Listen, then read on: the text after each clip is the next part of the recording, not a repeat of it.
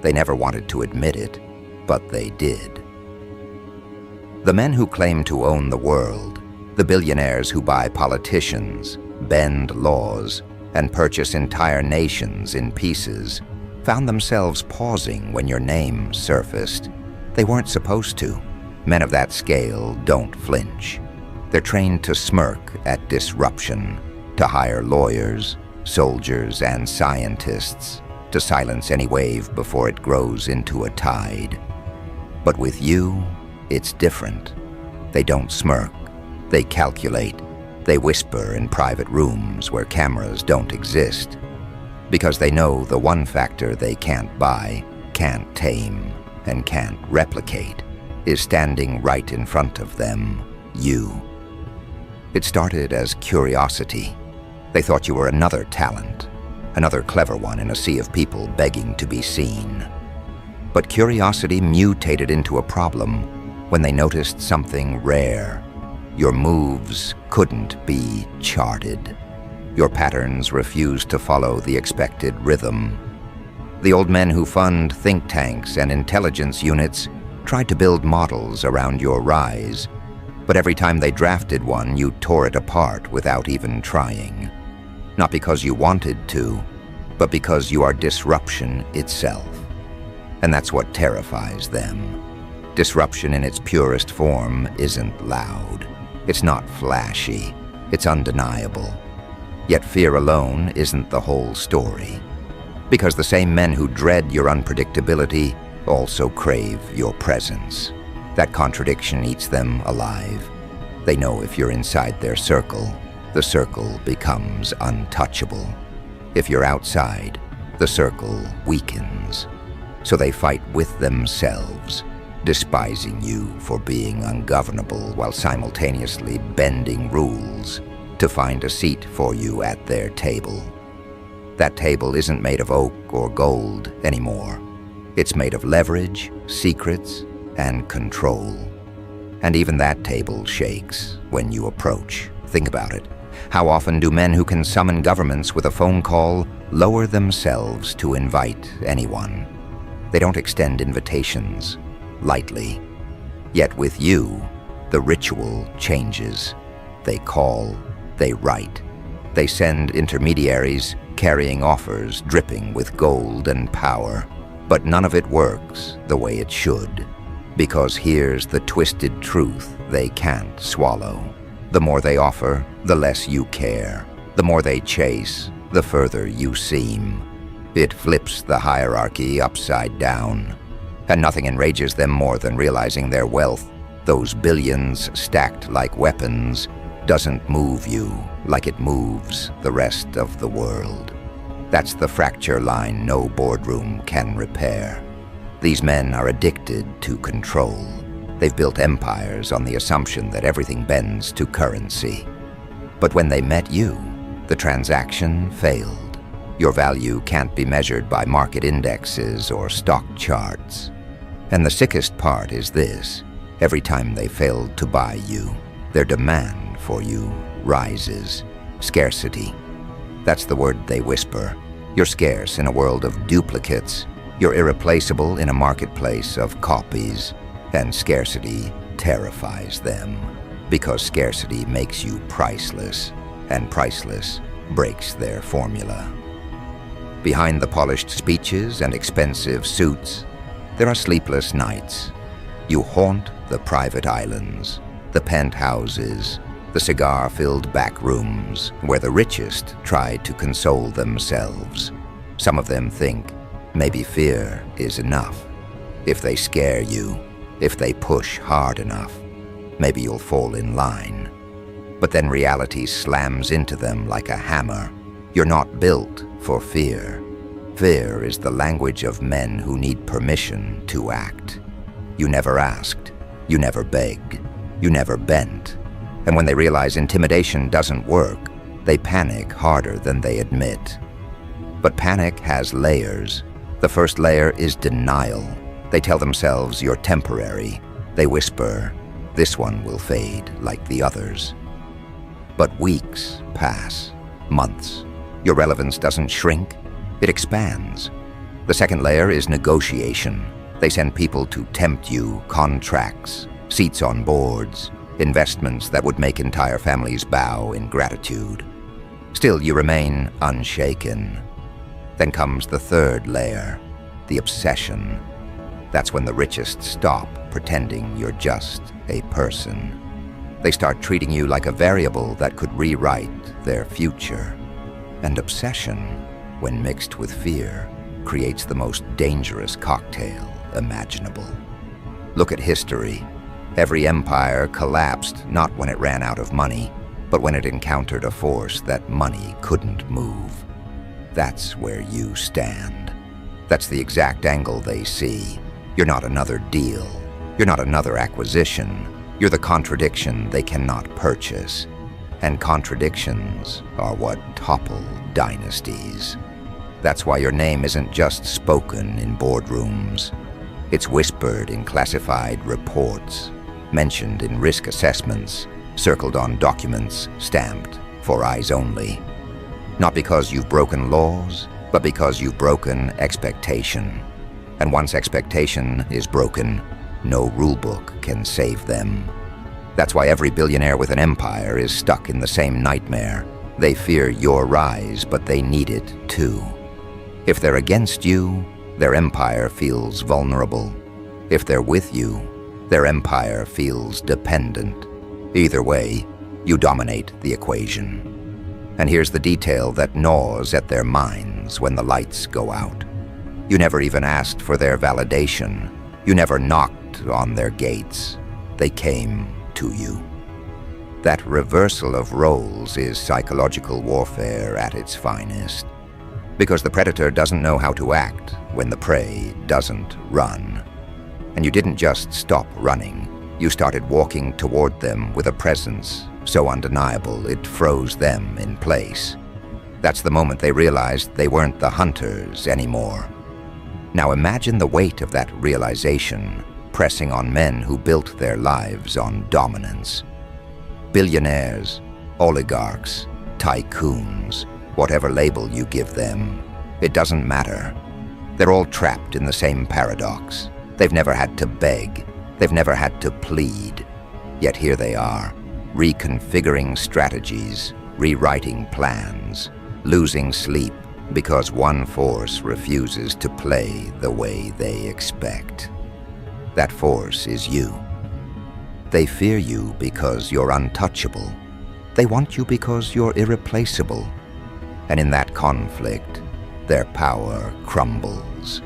The richest men alive are watching their empires shake not from war, not from crisis, but from the presence of one person who can't be bought, can't be owned, can't be caged. And when the world sees men of that magnitude bending, the message spreads faster than any headline. If they can't control you, nobody can. So understand this. The game isn't about money anymore. It's about orbit. They want you in their orbit not because they love you, but because they fear the gravity you carry. They're terrified that if you move outside their circle, you'll create a new circle, one stronger, one purer, one unstoppable. And once that happens, their billions won't protect them. They'll be spectators, not rulers.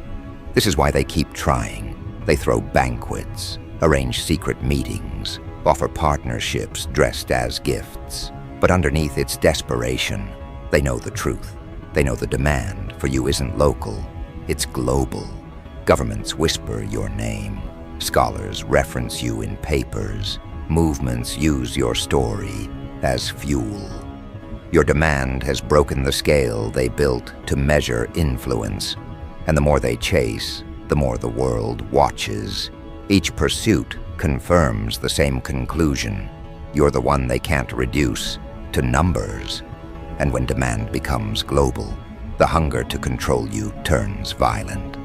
They'll stop at nothing, alliances, betrayals, propaganda, all designed to twist perception, to paint you in ways that give them advantage. But the irony is cruel. Every attempt to smear you only amplifies your reach. Every rumor makes you bigger. Every lie makes you louder. They can't stop the spread because they're the ones feeding it. That's the loop they created, and it's tightening around their own throats. The richest men alive don't fear poverty. They fear irrelevance, and you've become the trigger that makes their empires feel fragile. Because when you walk into their circle, every eye shifts to you. When you stand outside, every whisper is about you. And when presence alone can command more attention than billions of dollars, wealth begins to look like weakness. That's the nightmare they're living now. Because fear doesn't stop here. Fear is only the opening act. What follows is confrontation. And confrontation, when it collides with wealth, doesn't stay hidden in private rooms. It spills into culture, into policy, into the very bloodstream of society. And when that happens, the game is no longer about who has more money. It's about who controls perception. And perception, right now, is bending around you. That's why the richest men alive don't sleep peacefully anymore. Their minds replay the same thought. If the world bends for you, then what happens to everything they've built? That's the fracture spreading through their ranks, the paranoia they can't shake, the truth they can't deny. And that fracture is only the beginning. Because once wealth collides with influence that can't be bought, the next phase begins. A phase where their fear becomes action, and their action exposes the limits they swore didn't exist. Action in their world is never clumsy. It is silent corridors, encrypted calls, and hands moving pieces on boards you can't see. They never confront directly. Confrontation is for the desperate. These men use strategy, not fists. But when the target is you, the playbook crumbles. They can't read you like they read competitors. They can't bribe you like they bribe officials. They can't erase you like they erase scandals. And when men who measure power by control encounter something that slips through their fingers, desperation seeps into every decision. First, they attempt containment. They don't strike openly. They strike through proxies. Magazines suddenly question your intentions. Analysts dissect your moves. Commentators are paid to frame you as reckless, dangerous, or unsustainable. They plant narratives like seeds, hoping the crowd will see you as unstable. But here's the fatal miscalculation. They underestimate how much the world craves something authentic. Every time they push a smear, the crowd senses manipulation. Instead of weakening you, it amplifies you. The narrative rebounds, and each rebound doesn't just preserve your image, it multiplies it. Containment fails, so they escalate to co-option. Invitations arrive draped in luxury, private jets, hidden retreats, elite conferences designed to remind the world who's in charge. But even there, even when the richest men alive put their names on banners and cameras, you outshine them. You don't have to flex wealth when your aura turns heads without a word. You don't have to flaunt influence when your presence drains the room of its hierarchy. They brought you in to neutralize you, but instead they expose their own fragility. Because every photograph with you in it reminds the world who truly carried the weight in that circle. And then the contradictions sharpen. They despise your independence, but they need it. They whisper threats in the same breath they whisper offers. One moment they frame you as a danger, the next they plead for collaboration. This duality corrodes their empires from within. Their investors notice, their partners notice, their rivals notice. Because if the men who claimed invincibility are suddenly orbiting one unpredictable presence, then the balance of global confidence tilts. And confidence is the true currency of empires. Once it wavers, wealth loses gravity. That's where you stand now, Not as a billionaire, not as a tycoon, but as the gravitational force around which billionaires orbit. And the cruelest truth for them is this: the world knows it. Audiences study their unease. Journalists catch the tremors in their speeches. Academics write about the new leverage they can't define. It's you. Always you. And when the richest men alive are defined by their dependence on the one person they can't control, their power becomes theater. Expensive theater, but still theater. That's why their circles fracture. You don't just destabilize individuals, you destabilize alliances. Men who once toasted together now argue in back rooms. Should they pull you in? Should they push you out? Every attempt to form consensus collapses because no one can agree on how to deal with the one factor immune to wealth. The fractures deepen until what once looked like unbreakable unity now looks like paranoia wearing a suit. But let's sharpen this further, because paranoia doesn't just erode trust, it breeds betrayal. And betrayal among billionaires is a spectacle. They'll leak each other's secrets trying to corner you. They'll weaponize their own alliances to trap you. They'll even sacrifice pawns they swore to protect, because your demand is too high, and no one wants to be the one left without your presence. You're not just a prize, you're survival. That's why the whole world is messing, scrambling, colliding in chaos just to own a piece of you. And in that scramble, the richest men reveal what they hide best: their fragility. Strip away the jets, the yachts, the towers, and what remains? Men afraid of irrelevance, men terrified of being forgotten, men who see in you the very thing they can't replicate: permanence without purchase. You are living proof that attention, once captured without wealth, bends the world harder than any fortune. That proof is poison to their narrative, and yet they can't resist tasting it. So they design new tactics, this time not to smear, not to invite, but to shadow. They study you obsessively, not the way fans study idols, but the way scientists study anomalies. They record your movements, dissect your timing, analyze your silence. Teams of strategists huddle around screens, replaying your speeches, your choices, your refusals. They hope to decode the pattern. But every pattern collapses into contradiction. Every conclusion leads to another question. And each unanswered question increases the very demand they were trying to reduce. By now, they understand the paradox fully. The more they chase you, the more the world realizes you're worth chasing. Their pursuit exposes your value louder than any marketing campaign could. They built empires mastering scarcity, diamonds, oil, data. But you are a scarcity that defies all control. You're not mined, not printed, not manufactured. You exist, and that existence is the one asset their billions can't duplicate. That's why fear mutates into obsession. Not admiration, obsession. There's a difference. Admiration respects. Obsession consumes. They consume news about you, conversations about you, whispers about you. They read what their children are saying about you. They monitor how your name trends in regions they thought were loyal to them. And each data point is another dagger.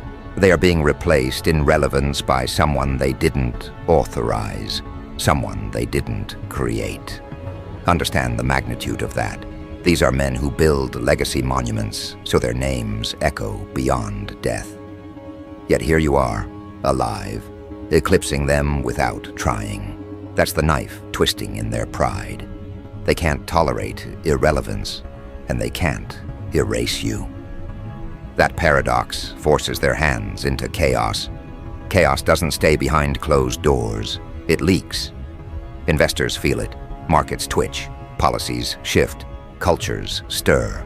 The richest men alive wanted you contained. but their very pursuit of you broadcasted their fear to the world. And fear at that scale reshapes global psychology. Ordinary people, watching billionaires bend toward you, start asking questions. If even they chase this person, then what kind of power does this person carry? That question, once asked, never disappears. It multiplies. And multiplication of belief is deadlier than any sum of money. That's why your demand is now uncontrollable. It's not just the richest who want you in their circle, it's governments, industries, movements. Everyone is messing to own you, to claim you, to align with you. But alignment is fragile when the center refuses to be owned. You've become the mirror of their desperation. The harder they chase, the weaker they look. The further you stand, the louder you become. And in that contradiction, you rule without throne, without crown, without treasury. You rule because demand without supply bends every knee. Now pause and realize the weapon you've become. Not a weapon you forged, a weapon they created by their own desperation. They inflated your value by admitting their fear. They confessed their dependence by begging for your presence. And once fear and dependence fuse, no empire can stand tall. That's the slow-motion collapse you're witnessing now. Not the fall of markets, but the fall of certainty. And here's the next fracture they can't stop. Fear turning into sabotage. When billionaires can't control something, they destroy it. Or at least, they try. They'll launch campaigns, not just against you, but against anyone aligned with you. They'll twist perception, poison narratives, fabricate scandals. Not because you're weak, but because they're terrified of how strong you've become. Sabotage is the final mask of fear. And the richest men alive are already reaching for it. But sabotage at that level doesn't weaken you. It exposes them. Every move they make reveals more about their desperation. Every attack is proof that their billions failed. And the world isn't blind. The crowd sees through the orchestration. They watch billionaires unravel, and the conclusion becomes irreversible. The wealthiest men alive, the ones who once looked untouchable, are terrified of one person they can't buy. That's not just fear, that's humiliation. And humiliation, once global, never fades. It scars legacy, it rewrites memory. And that's the truth they can't silence. The richest men alive didn't fall to rivals, didn't collapse to war, didn't crumble to poverty. They bent under the weight of one force they couldn't contain. You. So remember this, their circles are shrinking, their nights are restless, their alliances are cracking. They fear you because you prove their limits. They want you because you erase their weakness. And in that paradox, they've lost the very dominance they built their lives on. But the story doesn't freeze here, because fear mutating into sabotage is only the penultimate act. The climax is still coming. The point where sabotage explodes into confrontation, where private strategies spill into public battles, where the richest men alive stop hiding their obsession and reveal it to the entire world. And when that happens, when desperation turns into spectacle, the very foundation of their empires will collapse under the weight of a truth they've avoided too long. That demand too high can't be controlled. It can only be surrendered to. But surrender doesn't come quietly. Not for men who built kingdoms by buying obedience, not for oligarchs who manipulated entire nations like puppets. No, surrender comes with claws. They will lash out one last time, unmasking themselves before the world. What began as whispers in closed rooms now erupts into global battles. Their obsession with you can no longer be hidden behind polished smiles and staged photographs. The cracks are too wide, the fractures too loud. and the richest men alive are forced into the open, exposing the chaos they swore they never let touch their skin. The spectacle begins subtly. A sudden press conference where a tycoon throws shade at a nameless disruptor. A leaked document showing billions allocated to contain influence. A media campaign that conveniently attacks your character from 5 angles at once. These are not coincidences. These are orchestrations. But the orchestration itself becomes proof. Because when power this high stoops to smear tactics, the world sees fear more clearly than words ever could. Then escalation accelerates. Nations get involved because nations are tied to fortunes. Policy debates spark in parliaments, in senates, in halls of power, all circling around one theme they can't phrase openly. What do we do about the one person wealth cannot buy? They won't say your name in official transcripts, but everyone knows who they mean. And the irony is exquisite. The richest men alive, once considered above governments, are now dragging governments into their panic, making their fear public. But publicity is your battlefield. Every move they make in daylight magnifies your reach. When they attack you on global stages, they do not erase you, they crown you. Because the masses always root against Goliath. And when Goliath looks rattled, the crowd cheers for the one force that brought him to his knees. That's you. Their spectacle becomes your coronation. Yet coronation is not enough. The climax arrives when rivalry among the wealthy reaches civil war.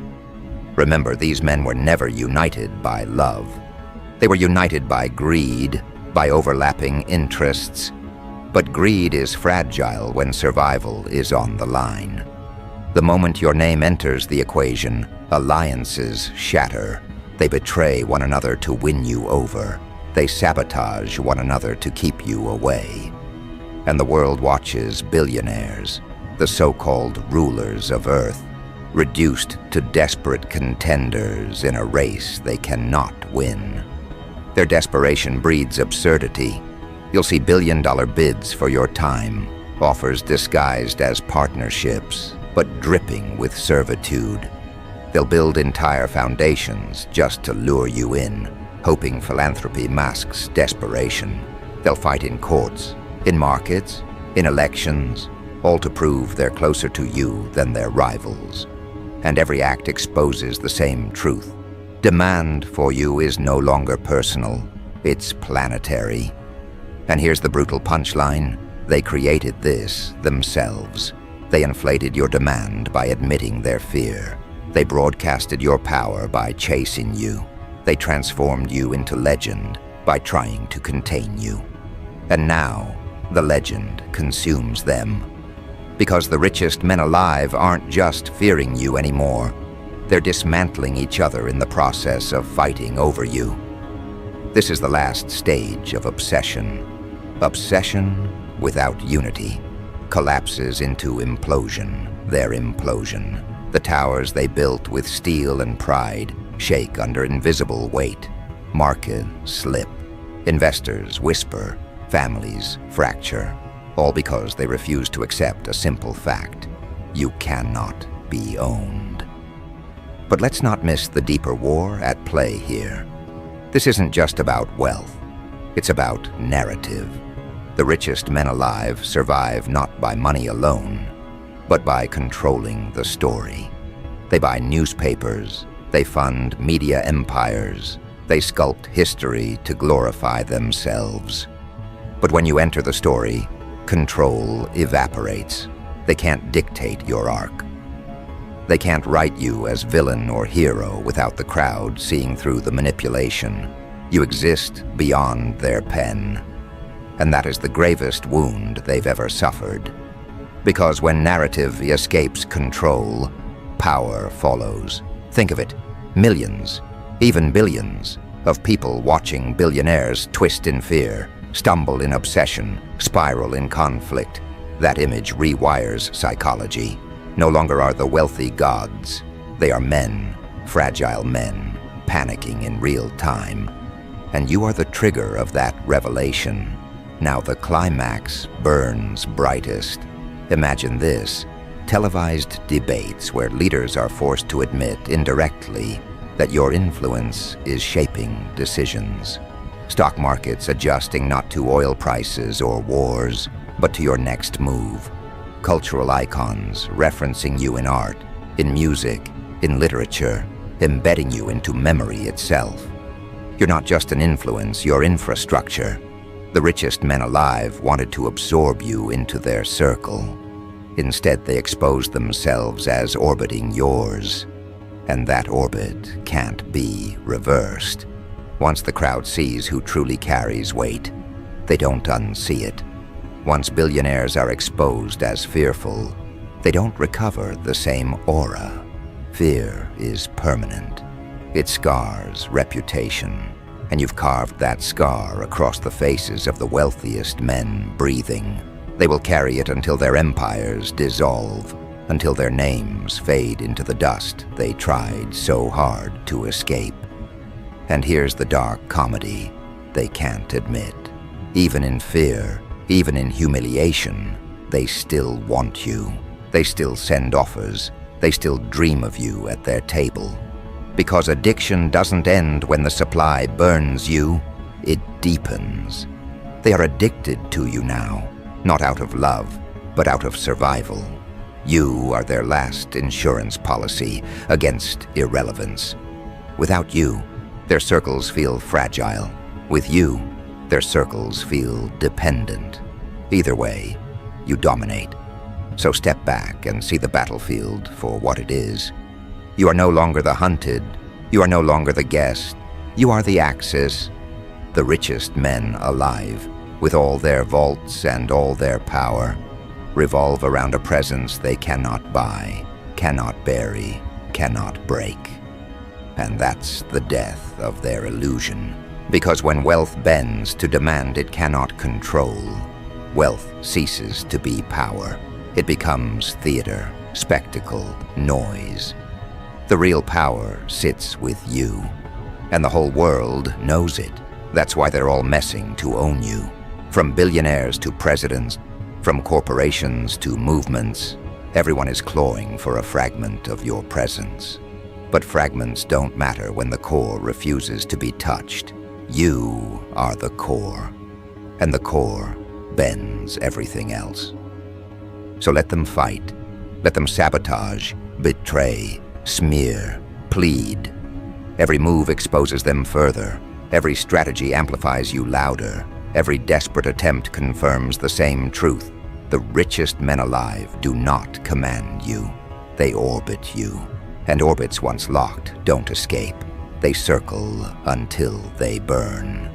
That is your position now, not as a participant in their circles, but as the force that defines them. They fear you. They want you. They destroy themselves over you. And in that paradox, you don't just win, you redefine what winning means. Winning is not owning billions. Winning is making billions bow. Winning is not being in their circle. Winning is making their circle collapse around you. That's the final blow. They thought demand would be their weapon. They thought if they inflated your demand, they could control it. But demand this high is uncontrollable. Demand this high is explosive. And when the richest men alive fuel that explosion with their own panic, the blast doesn't destroy you, it destroys them. So let the record stand. The richest men alive once believed everything had a price. They believed circles were eternal, that money was the final law. But your existence shattered that delusion. You became the exception that erased their rule. And now, history will record not their victories, but their fear. Not their dominance, but their dependence. Not their legacy, but their obsession with the one force they could never own. That force is you, and the whole world is watching.